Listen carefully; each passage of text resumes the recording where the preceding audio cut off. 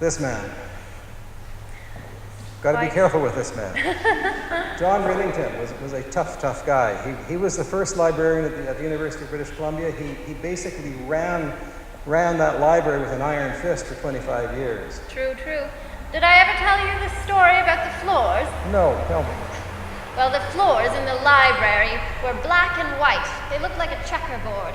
And some used to say that Riddington would only allow the students to step on the black squares. He was really that rigid. I don't think that's true, actually. I think that in second year they could step wherever they wanted. Oh, so it was only first year that they had to do that. But this man set the standard for the university libraries in the province. This man started, he had such an incredible passion. And like some other people I know, he was not a trained librarian. He was a journalist. But what do journalists know about libraries? I like to think a fair bit. He was very passionate. All he did to learn about librarianship was a very brief summer course. The rest of it, he simply learned on the fly. He was the first librarian at UBC. With a couple of assistants, he sorted all the books, ordered all the books, and built that library into an incredible establishment. And now it's changed even more because his old original building, the Ike Barber Center. This man here, legendary in many ways, W.K. Lamb. Again, university librarian, ran the Public Library Commission, provincial librarian, provincial archivist, and then he went on to Ottawa and became the Dominion archivist and started the Dominion Library.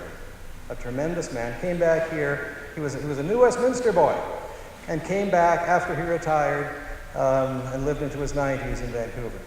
One of the most important librarians in Canada. Edgar S. Robinson. Edgar. Again, very prominent person. He was only 27 years old when he became the head librarian in Vancouver.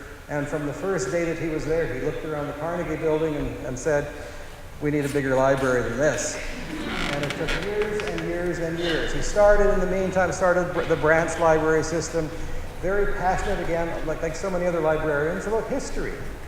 And really worked hard to get as much as he could in terms of historical items, objects, old Bibles, for instance. Some things he picked up in second-hand shops around the province, just to get more of the stuff into the hands of a library where it could be preserved for future generations. Sadly, he finally got his way, and Vancouver got a new library building. But after the library closed, in the 2-week period between the old library closing and the new one opening, he died of a heart attack here in Victoria. So he never lived to see his dream come true. This is the old. There's the building. The Carnegie Library in Vancouver. Hastings in Maine. It's still in use as a library. Today, part of it still in use as a library. Part of it is the Carnegie Center in Vancouver, and very inspirational because it shows what can be done. Vancouver Public Library has a branch there that is serving basically the poorest postal code in Canada, doing a tremendous job providing library service and books and access to information to people who have a desperate need for it. Very inspirational. And then there's this van. Bookmobile. Vancouver Public Library Bookmobile from 1950. And the most remarkable thing about this was the first bookmobile in North America to have a translucent roof. Silly me. Roof. Natural light would come in through the roof as long as it wasn't raining, which never does in Vancouver. It was perfect for reading. Hope you've enjoyed this little walk down memory lane. This is part of what you'll find in the book. The book.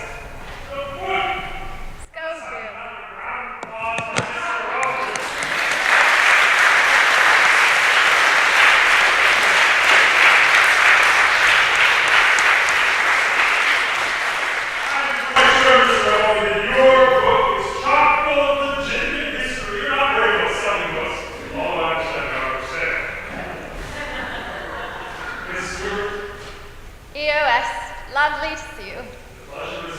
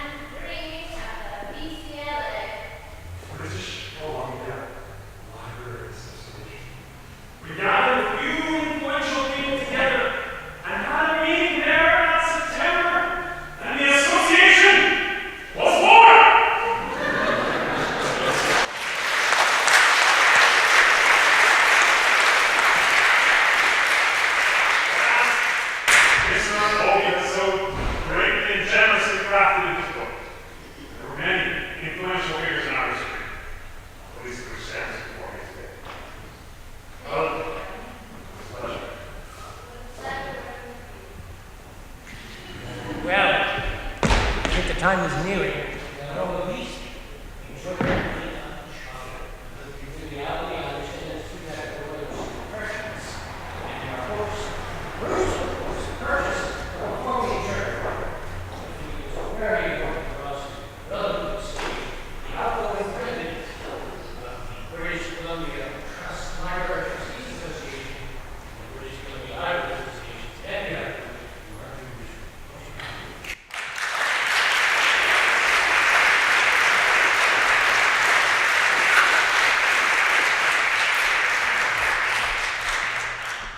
Good evening, everyone. Thanks to all the sponsors who've made this evening possible, and to everyone who has joined us for this marvelous, entertaining, and informative event. It truly has been an experience. It's been a wonderful history event this evening, and I believe that we have a truly bright, bright future in front of us. We hope everyone enjoyed the presentation and that you will also enjoy the rest of the conference. Thank you so much to the wonderful actors, the musicians, and all those who helped to make this such a special event. And thank you to each of our sponsors, Maureen Sawa and the staff of the Greater Victoria Public Library, all 6 of BC's library federations, Interlink, Island Link, Kootenay, North Coast, North Central, and Northeast, the BC Electronic Library Network, the Irving K. Barber Learning Center at UBC, and the Public Library Services Branch. Andy? Thank you. Also, special thanks to the Library History Group, who assisted David in researching his book.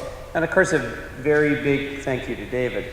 What scares me is 100 years from now, I don't have a beard. I don't know how it's going to look.